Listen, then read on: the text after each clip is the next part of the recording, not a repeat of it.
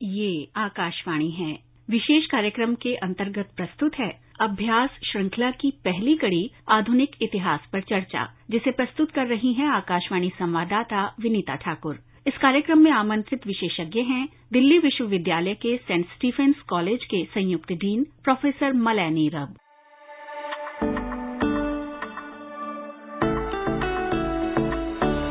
नमस्कार, मैं हूं विनीता और आपने ट्यून किया 100.1 मेगाहर्ट्ज। स्वागत है आपका आज के इस नए प्रोग्राम में, जिसका नाम है अभ्यास। वो कहते हैं ना, practice makes a man perfect.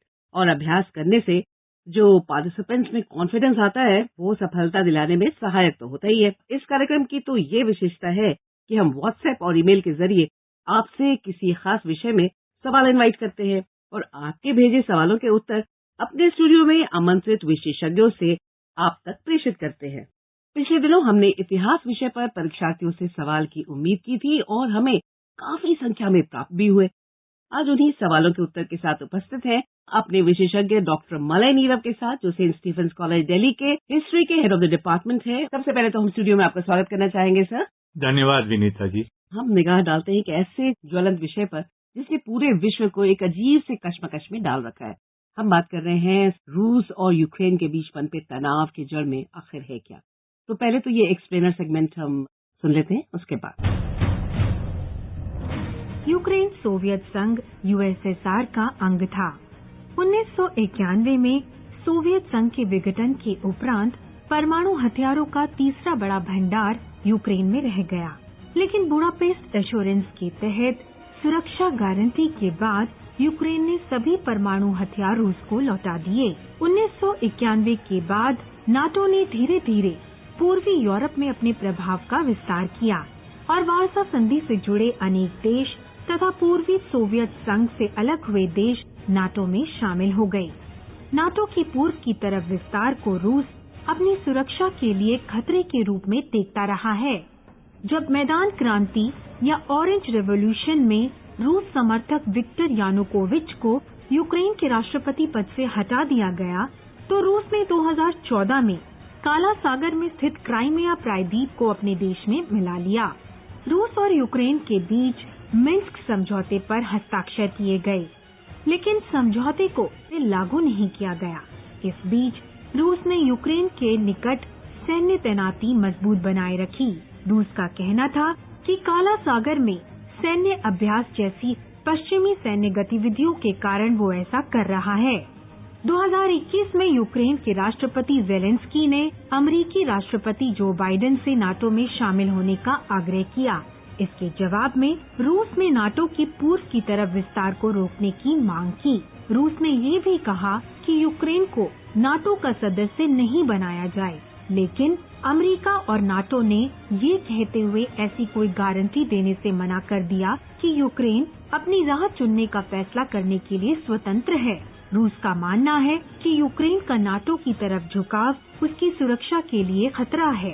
संकट टालने के लिए कई कूटनीतिक वार्ताएं हुई। इस बीच रूस ने यूक्रेन की सीमा पर सेना की तैनाती बढ़ाना जारी रखा। परिणाम स्वरूप पश्चिमी देशों ने रूस पर आर्थिक प्रतिबंध लगाने की धमकी दी।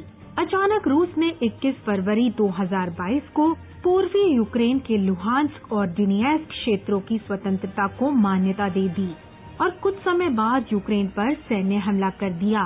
रूस और यूक्रेन के बीच संघर्ष से आज करीब 40 लाख लोगों के शरणार्थी बनने के कारण मानवीय संकट उत्पन्न हो गया है। संघर्ष समाप्त करने से पहले रूस ने शर्त रखी है कि पश्चिमी कानून रूप से बाध्यकारी गारंटी दे कि नाटो पूर्वी यूरोप और यूक्रेन में कोई सैन्य गतिविधि नहीं करेगा। भारत ने यूक्रेन में वर्तमान संकट के समाधान के लिए कूटनीतिक तरीके अपनाने का आह्वान किया है। डॉक्टर नीरब, रूस और यूक्रेन के बीच की स्थिति का जो हिस्टोरिकल बैकग्राउंड है, वो दरअसल क्या है? अगर हम यूक्रेन की तरफ नजर डालें तो जो एक ऐतिहासिक सच्चाई है यूक्रेन के बारे में, वो ये है कि यूक्रेन पर पिछले कई शताब्दियों में कई साम्राज्यों ने राज्य किया। रूसी साम्राज्य, ऑस्ट्रो हंगेरियन एम्पायर, हंगेरियाई साम्राज्य, पोलैंड, लिथुआनिया, सब ने यूक्रेन पर राज्य किया। और उस राज करने के दौरान एक स्वतंत्रता आंदोलन भी यूक्रेन में पनप रहा था और उससे फिर यूक्रेन की पीपुल्स रिपब्लिक उसका जन्म हुआ। लेकिन जर्मनी का 1941 और 44 के बीच यूक्रेन पर कब्जा था और उसी दौरान जो यूक्रेन के स्वतंत्रता सेनानी थे उनमें से कुछ ने नाजियों के साथ संबंध स्थापित किए। उस समय तो जो सोवियत था देश, तो उनको ऐसा लगा कि अगर हम नाजियों के साथ थोड़ा समझौता कर लें, उनके साथ मिलकर लड़ें, तो शायद हमें आजादी आसानी से मिल जाए। थोड़ी सी पृष्ठभूमि जो ये है, इसके कारण ही रूस में भी एक अजीब सी छटपटाहट की स्थिति हुई कि यूक्रेन जर्मनी, क्योंकि जर्मनी और रूस के बीच द्वितीय विश्व युद्ध में लड़ाई चल रही थी, तो ऐसा हुआ कि उनको लगने लगा कि नहीं साहब, ये तो यूक्रेन वाले जो हैं वो जर्मनी के साथ मिलकर उन्होंने रूस का विरोध किया। सर, रशिया का ये भी तो मानना है ना कि यूक्रेन में नाजी शासन है। चूंकि यूक्रेन ने किसी जमाने में द्वितीय विश्व युद्ध के दौरान जर्मन नाजियों के साथ साठगांठ की थी, समझौता किया था, और उससे उनको ऐसा लगता था कि उनकी अपनी आजादी की लड़ाई में उससे फायदा होगा, इसलिए रूस के राष्ट्रपति को भी ऐसा लगता है कि अभी भी ये नाजी विचारधारा के समर्थक यूक्रेन में डटे हुए। मुझे ऐसा लगता है कि अब हमें प्रश्नों का सिलसिला शुरू करना चाहिए, क्योंकि जिन लोगों ने प्रश्न भेजे हैं उन्हें इंतजार होगा कि उनके सवालों को लिया जाए। सबसे पहला सवाल हम आप तक पहुंचाएंगे, वो है नीलाभ वाजपेयी जबलपुर से। इतिहास को हम कितने रोचक ढंग से पढ़ सकते हैं, उसके लिए प्रमुख स्रोत क्या है जिससे कि हम इतिहास पढ़ें। हम जब इतिहास पढ़ने बैठते हैं तो उसमें बहुत एकरसता महसूस होती है। तो ऐसे क्या तरीके हैं जिसे हम इतिहास को पढ़ने के लिए अपने उपयोग में लाएं? इसी अंदाज में दिग्विजय सिंह सोलंकी गुजरात से और रेवती रमन यादव शिखरगा मझौली मध्य प्रदेश से यही जानना चाहते हैं, और साथ ही अपराजिता झा सुपौल से। हेलो सर, मेरा नाम अपराजिता झा है, मैं सुपौल से हूँ। सर, मेरा क्वेश्चन है, जो हिस्ट्री में जो हम पढ़ते हैं उसको लंबे समय तक याद कैसे रखें? देखिए, इतिहास का अर्थ केवल अतीत के बारे में जानना, सिर्फ तिथियों के माध्यम से या जो घटनाएं हुई उनके माध्यम से जानना नहीं है। इसकी सीमित परिधि नहीं है। इतिहास एक प्रक्रिया है। इतिहास में पूर्ण विराम नहीं आप लगा सकते। तो इतिहास को वर्तमान के साथ जोड़कर देखने में, उसकी प्रासंगिकता को वर्तमान में स्थापित करने में ही आप इतिहास को रुचिकर स्वरूप प्रदान करते हैं। ये बहुत जरूरी बात है कि हम इतिहास को किसी पूर्ण विराम के साथ न जोड़ें। ये न देखें कि फलां फलां फलां साल में फलां फलां फलां घटना हुई और इतिहास का एक पन्ना वहीं बंद हो गया। इतिहास के पन्ने अनवरत एक दूसरे से जुड़ते रहते हैं, और स्वर्णाक्षरों में लिखे गए इतिहास हो या खूनी अक्षरों में लिखे गए इतिहास का पन्ना हो, कई बार इतिहास दोहराता भी है अपने आप को और कई बार नहीं भी दोहराता है। तो ऐसे में इतिहास को रोचक कैसे बनाएं? बहुत ही अच्छा प्रश्न किया है आपने। जब आप इतिहास या ऐतिहासिक घटनाओं को वर्तमान परिप्रेक्ष्य में रखकर उसकी प्रासंगिकता की जांच करना चाहेंगे, मसलन गांधी की वर्तमान काल में प्रासंगिकता पर अगर हम चर्चा करें, तो इतिहास खुद ब खुद रोचक हो जाएगा। एक इसी तरह के सवाल के साथ नवनीत कुमार, जिला पश्चिमी चंपारण, बिहार से, उनका भी सवाल लगभग इसी मयार का है। तिथियां बहुत महत्वपूर्ण होती हैं। तिथियों से ही ऐतिहासिक कालों का विभाजन होता है। लेकिन जैसा मैंने शुरू में कहा, इतिहास को जब आप एक प्रक्रिया के रूप में देखते हैं, तो फिर आप ये देखते हैं कि अगर हिंसा हुई तो क्यों हुई, किस कारण से हुई, किन परिस्थितियों में हुई, क्या वो परिस्थितियां दोबारा उसी प्रकार की हमारे लिए उत्पन्न हो सकती हैं? अगर हो सकती हैं, तो उन परिस्थितियों से, इतिहास के पन्नों से जो हमें सीख मिली है, उसको देखते हुए किस तरह से उससे निपटा जाए। तो इस तरह से इतिहास को अगर आप लगातार चलने वाली प्रक्रिया के रूप में देखेंगे, तो हम ये कह सकते हैं कि इसमें तिथियों की भूमिका बहुत कम हो जाएगी। एंड चेंजेस, कहाँ अनवरतता है और कहाँ परिवर्तन का नित्यत्व है, ये देखना होगा हमें। तब जाकर इतिहास को हम रोचक रूप से समझ पाएंगे, याद रख पाएंगे। सिर्फ अगर हम इसको तोताराम बनकर रटने की कोशिश करें तो संभव नहीं है। अगला सवाल आपके फेवरेट विषय यानी कि मॉडर्न हिस्ट्री से, वो शिव बहादुर यादव है, सुल्तानपुर, यूपी से।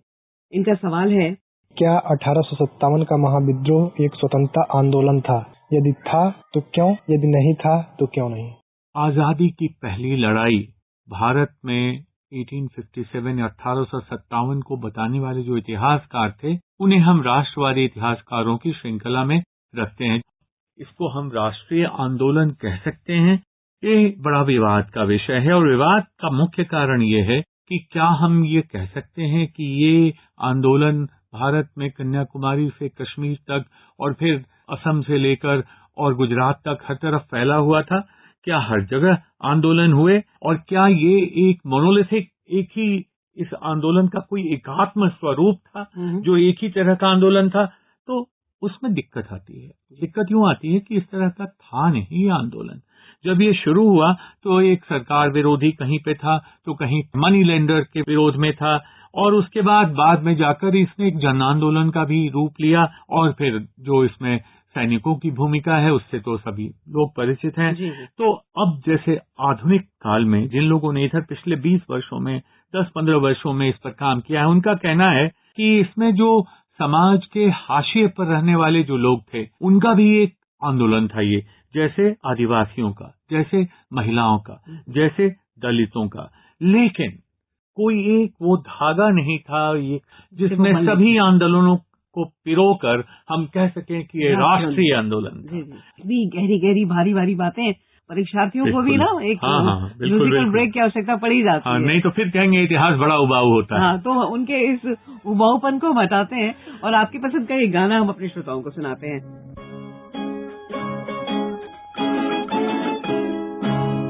किसी की मुस्कुराहटों पे हो निसार, किसी का दर्द मिल सके तो ले उधार, किसी के वास्ते हो तेरे दिल में प्यार, जीना इसी का नाम है। किसी की मुस्कुराहटों पे हो निसार, किसी का दर्द मिल सके तो ले उधार, किसी के वास्ते हो तेरे दिल में प्यार, जीना इसी का नाम है।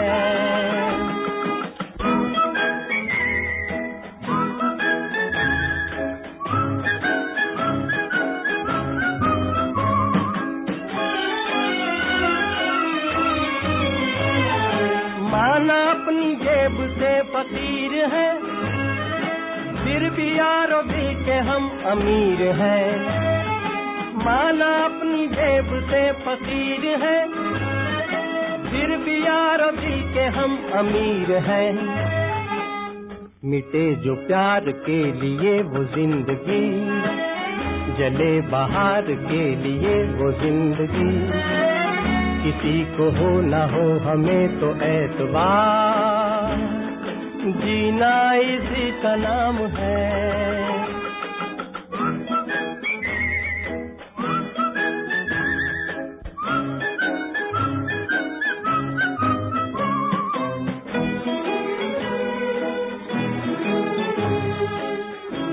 वेलकम बैक फ्रेंड्स, बातें चल रही है कार्यक्रम अभ्यास में, जहां हमारे साथ expert doctor professor Malay Nirav इतिहास विषय पर आपके सवालों के जवाब दे रहे हैं। सवालों का सिलसिला तो आगे बढ़ेगा, लेकिन उसके पहले आइए सुनते हैं फैक्ट फाइल। भारत और संयुक्त अरब अमारात यूएई का द्विपक्षीय कारोबार स्थिर रूप से बढ़ रहा है। वित्त वर्ष 2019-20 में ये $60 अरब तक पहुंच गया। इससे संयुक्त अरब अमारात भारत का तीसरा सबसे बड़ा व्यापारिक भागीदार बन गया है। डॉल्फिन स्वस्थ जलीय पारिस्थितिकीय तंत्र के आदर्श पारिस्थितिक सूचक के रूप में कार्य करती है। ये सूचक ऐसे जीव की विशेषता इंगित करता है जिसकी उपस्थिति, अनुपस्थिति या प्रचुरता विशिष्ट पर्यावरणीय अवस्था से झलकती है। भारत में डिजिटल भुगतान का कुल मूल्य 2017 से 2022 के दौरान स्थिर रूप से बढ़ रहा है। इस वर्ष मार्च तक 80 अरब रुपए से अधिक का डिजिटल लेन देन हुआ। केंद्र सरकार ने देश में महिलाओं की सुरक्षा बढ़ाने के उद्देश्य से लागू किए जा रहे प्रयासों के लिए निर्भया कोष की स्थापना की है। निर्भया कोष के तहत परियोजनाएं और योजनाएं मांग के आधार पर चलाई जाती हैं। यूक्रेन से भारतीयों को निकालने के लिए भारत सरकार ने ऑपरेशन गंगा चलाया। विश्व बैंक की सहायता से भारत और पाकिस्तान के बीच 9 वर्ष तक चली वार्ता के बाद 1960 में सिंधु जल संधि पर हस्ताक्षर किए गए थे। केन बेतवा परियोजना देश में नदियों को परस्पर जोड़ने की प्रथम परियोजना है। उत्तर प्रदेश, मध्य प्रदेश और केंद्र सरकार ने मार्च 2021 में इस त्रिपक्षीय समझौते पर हस्ताक्षर किए थे। माहेश्वरी, चंदेरी, बाघ, कंथा, भंडारा, तुसार, संबलपुरी और पोचमपल्ली भारत के विभिन्न राज्यों की साड़ियों के नाम हैं।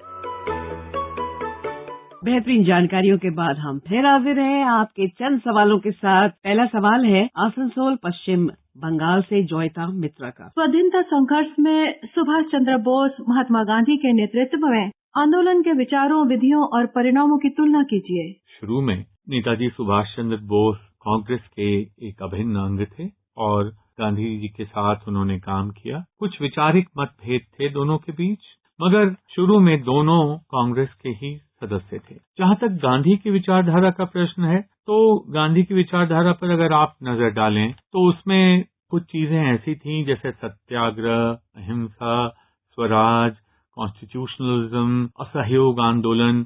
ये ऐसी चीजें थीं जिनमें आप विश्वास पैदा करके जन जागरूकता के माध्यम से जन आंदोलन को चला सकते थे और वहां आप सरकार के बाहर रह सरकार के विरोध में स्वर उठाते थे।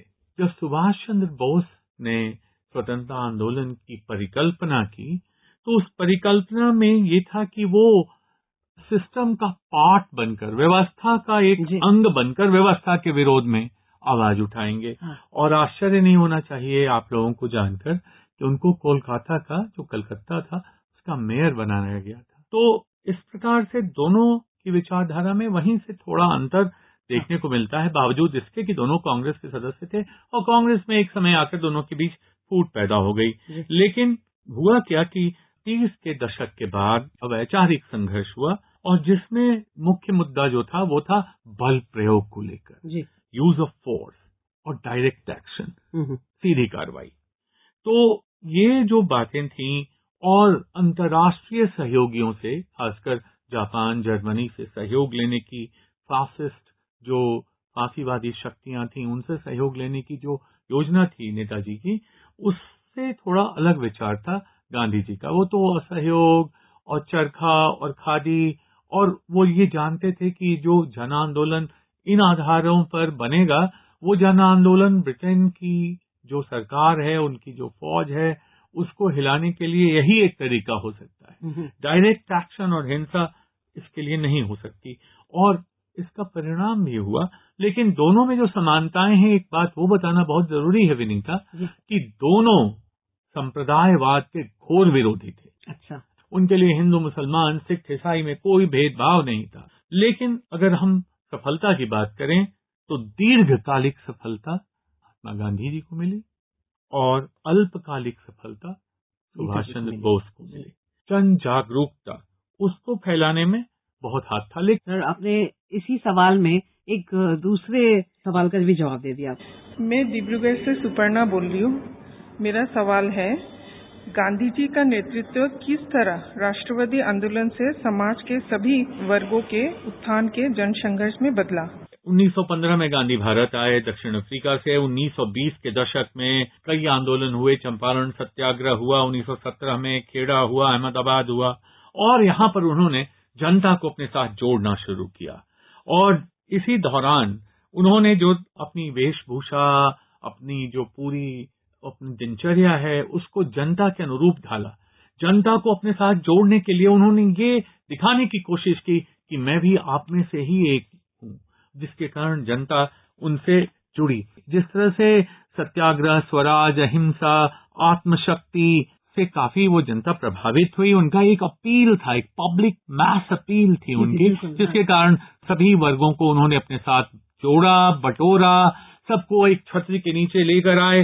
और कुछ और भी घटनाएं, कुछ और भी बातें, जैसे शाहीन अमीन ने लिखा है रोल ऑफ रूमर्स, अफवाहों की भी उसमें एक भूमिका थी। लेकिन जब कभी भी अफवाहें फैलती थी और गांधी जी को मौका मिलता था, तो गांधी की महानता ये थी कि उन अफवाहों का खंडन करते थे। मसलन गोरखपुर के एक पान वाले ने कहा कि हमारी दुकान उड़ गई, आंधी तूफान आया, उसमें हम बर्बाद हो गए, गांधी बाबा आएंगे, सब ठीक हो जाएगा। गांधी जी से जब वो मिले तो उन्होंने कहा नहीं, मैं तो ऐसा कुछ नहीं हूँ, आप अपना काम करिए, मेहनत करिए, आपके साथ बुरा हुआ कोई बात नहीं, आप मेहनत करिए, दोबारा अपना काम करिए। तो गांधी ने कभी नहीं कहा कि मैं महात्मा हूँ या मैं कोई चमत्कारी व्यक्ति हूँ। एक और भी अंतिम बात कि उन्होंने जो कांग्रेस से व्यक्तियों को, उस समय जो कांग्रेस थी, इंडियन नेशनल कांग्रेस, भारतीय राष्ट्रीय कांग्रेस, उन्होंने एक सब्सक्रिप्शन बेस्ड मेंबरशिप शुरू की, 4 आना मेंबरशिप, 5 रुपया मेंबरशिप, जिससे कि संस्था में आप शामिल हों तो संस्था का स्वामित्व आपको लगे कि आपके हाथ में है। और अब एक सवाल पुणे महाराष्ट्र से,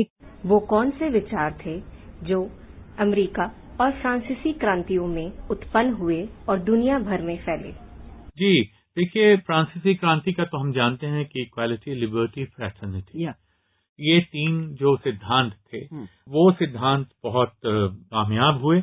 1885 के बाद जब भारतीय स्वतंत्रता आंदोलन की नींव रखी गई, कांग्रेस की स्थापना हुई, उसमें जो कॉन्स्टिट्यूशनलिज्म, संसदीय राष्ट्रवाद और एक संवैधानिक राष्ट्रवाद की जो बातें आई, फिर उसके बाद आर्थिक राष्ट्रवाद जिसमें टैरिफ बैरियर्स जो उनको तोड़ने की बात आई, व्यापार में जो भी अवरोध थे उनको दूर करने की बात आई, ये सब बातें ब्रिटेन से, बाहर से, फ्रांस से, वहां से और भी जहां जहां लिबर्टी, इक्वालिटी की बात हो रही थी वहां से ली गई। और उसके बाद फिर आयरिश होम रूल लीग जो थी उसने इन्फ्लुएंस किया नेशनल मूवमेंट को, तो भारत में भारतीय अध्याय जो था होम रूल लीग का वो शुरू हुआ।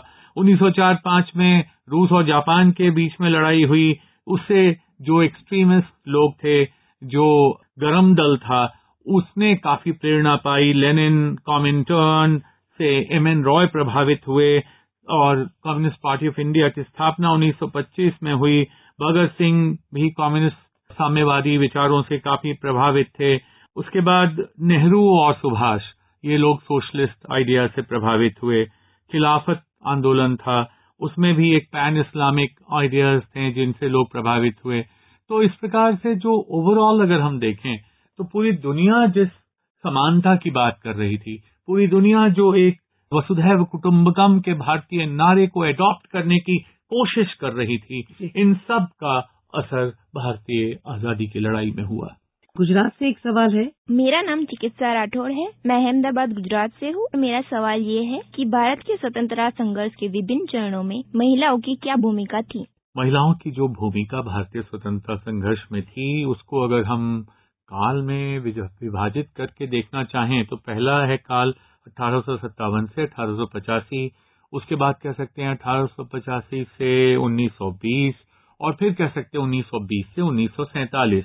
रानी लक्ष्मीबाई को भला कौन नहीं जानता, उनकी बड़ी प्रमुख भूमिका थी। डॉक्ट्रिन ऑफ लैप्स के खिलाफ उन्होंने आंदोलन। उसके बाद महिलाओं ने अपने बलबूते पे विद्रोह किया और विद्रोह में जो विद्रोही थे उनको साथ देने में महिलाओं ने बड़ी अच्छी भूमिका निभाई।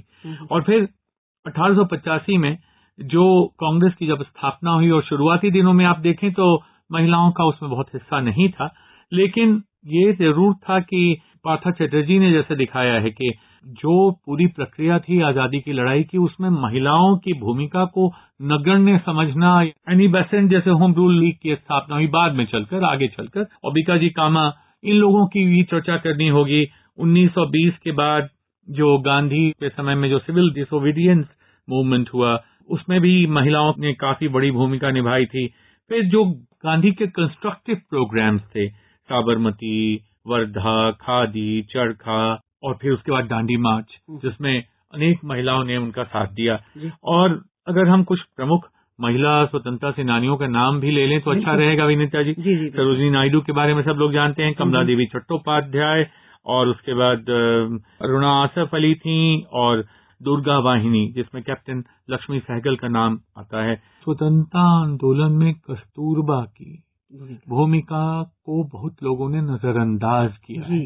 वो एक ऐसी महिला थी जिन्होंने गांधी को हर समय समर्थन दिया, सहयोग दिया, और जो चरखा और खादी जैसे उनके कंस्ट्रक्टिव रचनात्मक कार्यक्रम थे उसकी धुरी बनकर उन्होंने, और साबरमती में जिस तरह से, और जयप्रकाश नारायण की पत्नी प्रभावती जी गांधी जी से जुड़ी थी, उन सब को अपने साथ लेकर चलना, सारी महिलाओं को, और गांधी के दिशा निर्देशों पर चलना ही नहीं, उनका जो आदर्श था उन आदर्श को अपने जीवन में उतारकर स्थापित करना, उसे बढ़ाना, जन जागरण करना, लोगों को, दूसरी महिलाओं को उसमें शामिल करना, महिलाओं के बीच जो भेदभाव की भावना को खत्म करना, जातिगत और धार्मिक भेदभाव को दूर करना, इन सब में इन महिलाओं का बड़ा योगदान रहा। जी। और अब आखिरी सवाल वो युगल किशोर कटक ओडिशा से, और इनका सवाल है, भारत में 19वीं सदी में समाज सुधार आंदोलन ने स्वतंत्रता संघर्ष में किस तरह से योगदान दिया? देखिए, जहाँ तक समाज सुधार आंदोलन और स्वतंत्रता आंदोलन का प्रश्न है, शिक्षा में जो आमूलचूल परिवर्तन किए गए, महिलाओं को शिक्षित करने के जो प्रयास किए गए, 19वीं शताब्दी में एक नई दिशा देखने को मिली। स्वामी विवेकानंद की बड़ी अहम भूमिका थी। हम दयानंद सरस्वती की भी भूमिका उनमें देख सकते हैं, जिसमें ये दिखाने की कोशिश की गई कि हमें अपनी संस्कृति पर और अपने सांस्कृतिक धरोहर पर गर्व होना चाहिए। हिंदू रिवाइवलिज्म का जो ये फेज था वो बहुत अच्छा था, जिसमें कि फॉर एग्जाम्पल गौ रक्षा की बात हुई। तो इन बातों से भी जनता आपस में एक दूसरे से जुड़ी और उनको अपनी संस्कृति के बारे में ज्ञान हुआ, और उसको बचाने के लिए जो जागरूकता पैदा करनी थी वो जागरूकता भी पैदा हुई। और फिर तिलक जैसे लोग थे, उन्होंने राष्ट्रवाद को एक नया स्वरूप प्रदान किया। जब भी अंग्रेजों ने भारतीय संस्कृति में दखलंदाजी की कोशिश की, उसका पुरजोर विरोध हुआ, चाहे वो सुधारवादी हो या नहीं हो। जिस प्रकार से अगर आप देखें तो एक age of consent bill pass हुआ, जिसमें कि ये था कि लड़कियों से कंसेंट लिए बिना उनके एज पे शादी करने के, तो इसको तिलक ने ये कहकर इसका विरोध किया कि ये हमारे व्यक्तिगत मामलों में हस्तक्षेप है, इसलिए हम इसका विरोध करते हैं। तो इस तरह से जो एक राष्ट्रीय सामाजिक पुनरुत्थान पुनर्जागरण कार्यक्रम था, इसमें बहुत बड़ी भूमिका रही समाज सुधार आंदोलन की। वाह, बहुत अच्छी फ्रूटफुल बातें हैं। और हमारे श्रोता को हम साथ साथ ये भी बता दें कि हमारे इस कार्यक्रम में वो भी शामिल हो सकते हैं। अपने सवाल वो व्हाट्सएप के जरिए भेज सकते हैं 9289094044 पर, या फिर वो हमें ईमेल कर सकते हैं abhyas.airnews@gmail.com पर। और अब हमें ऐसा लगता है कि थोड़ा इन्फॉर्मेशन हमें आने वाली कुछ परीक्षाओं पे भी दे देना चाहिए कि 10 अप्रैल 2022 यूपीएससी, एनडीए और एनए एग्जाम यानी नेशनल डिफेंस एकेडमी 2022 को है 10 तारीख को, और यूपीएससी द्वारा ही आयोजित सीडीएस एग्जाम भी इसी तारीख को होंगे। कार्यक्रम के अंत में एक ट्विस्ट है कि हम अपने विशेषज्ञ से भी अनुरोध करेंगे कि वो एक सवाल हमारे उन परीक्षार्थियों को भेजें, और उसके बाद जब वो जवाब हमें भेजेंगे तो उन्हें पुरस्कार मिलेगा। तो आज का प्रश्न ये है, रूस और यूक्रेन के बीच युद्ध की ऐतिहासिक पृष्ठभूमि में द्वितीय विश्व युद्ध का क्या महत्व है? जल्द से जल्द आप हमें अपने जवाब भेजें, आपको ई सर्टिफिकेट प्रदान किया जाएगा। आपको जवाब भेजना है व्हाट्सएप नंबर 9289094044 पर, और ईमेल करना है abhyas.airnews@gmail.com पर। सवालों की जो बारिश है ना, वो अगले सप्ताह भी जारी रहेगी अभ्यास कार्यक्रम में, लेकिन इस बार विषय होगा इंडियन पॉलिटी एंड कॉन्स्टिट्यूशन। तो आपके प्रश्न हमें मिल जाने चाहिए 5 अप्रैल तक, और फिर मिलते हैं अगले सप्ताह इसी दिन इसी समय। अपने जोश को रखें बरकरार। आज के हमारे एक्सपर्ट डॉक्टर मलय नीरव का बहुत बहुत धन्यवाद। और मैं विनीता लेती हूँ आपसे इजाजत। नमस्कार।